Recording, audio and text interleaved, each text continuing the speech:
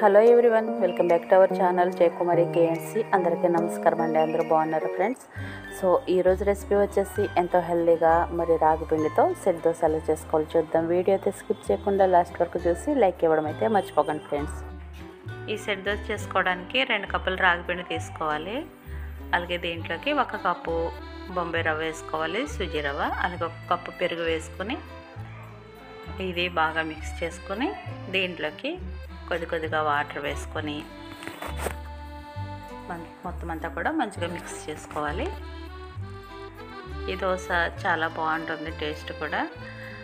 So ఇప్పుడు వేసుకునే విధంగా కాకుండా ఇలా చేసుకుంటే చాలా టేస్టీగా ఉంటుంది.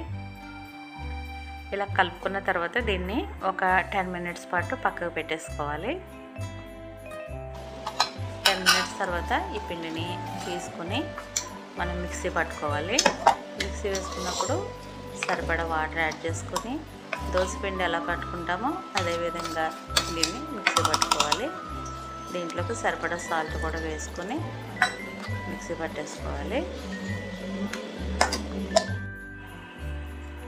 ఇలా పట్టుకున్న తర్వాత దీన్ని గిన్నెలోకి వేసేసుకొని ఒకసారి కలుపుకోవాలి.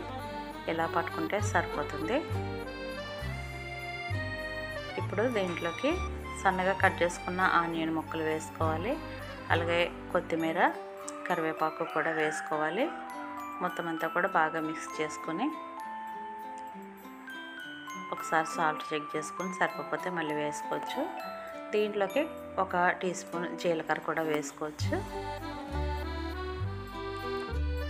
ఇప్పుడు స్టవ్ పైన ప్యాన్ పెట్టుకొని హీట్ అయ్యాక కొద్దిగా ఆయిల్ వేసుకొని మనం కలిపి పెట్టుకున్న పిండిని వేసేసి ఎక్కువ స్ప్రెడ్ చేయకుండా మనం సెట్ దోశ ఎట్లా వేసుకుంటామో ఆ విధంగానే వేసేసుకోవాలి. ఇలా పైన కూడా కొంచెం ఆయిల్ వేసుకొని 2 వైపులు కూడా చక్కగా కాల్చుకోవాలి దోశని.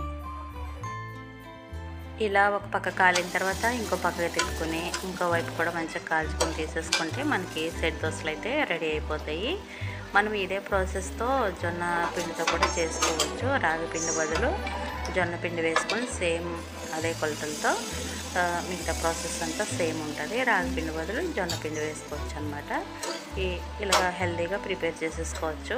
ఏదైనా కూడా 2:1 జొన్న పిండి అయినా కూడా 2 కప్పులు అది తీసుకుంటే 1 కప్పు సుజీ రవ్వ వేసుకొని చేసుకోవచ్చు. నేను ఈ సెట్ దోశలకు అయితే పల్లి కారపొడి అలాగే పల్లి చట్నీ 2 చేశాను.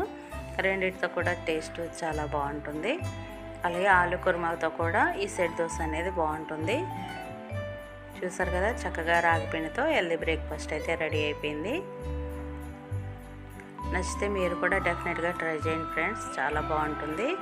సో టేస్ట్ కూడా అంతే బాగా వచ్చింది. సో మరి మన వీడియోని ప్లీజ్ లైక్ చేయండి. మీరు లైక్ చేయడం వలన మరింతమందికి ఈ వీడియో అయితే చేరుతుంది. అలాగే ఛానల్ని సపోర్ట్ చేయండి ఫ్రెండ్స్. మీకు తెలిసిన వారికి కూడా షేర్ చేయండి. సో మరి వీడియో నచ్చితే ప్లీజ్ లైక్ చేయండి, షేర్ చేయండి. అలాగే కొత్తవారు ఎవరైనా చూస్తుంటే ప్లీజ్ సబ్స్క్రైబ్ చేసుకోండి. సపోర్ట్ చేస్తున్న ప్రతి ఒక్కరికి కూడా చాలా థ్యాంక్స్ అండి. పేరున అందరికీ కూడా చాలా థ్యాంక్స్ అండి. మీ సపోర్ట్ అనేది ఇలాగే ఉండాలని కోరుకుంటున్నాను. సో మరి ఒక వీడియోతో మళ్ళీ కలుసుకుందామండి. థ్యాంక్ యూ అండి. Thank you for watching.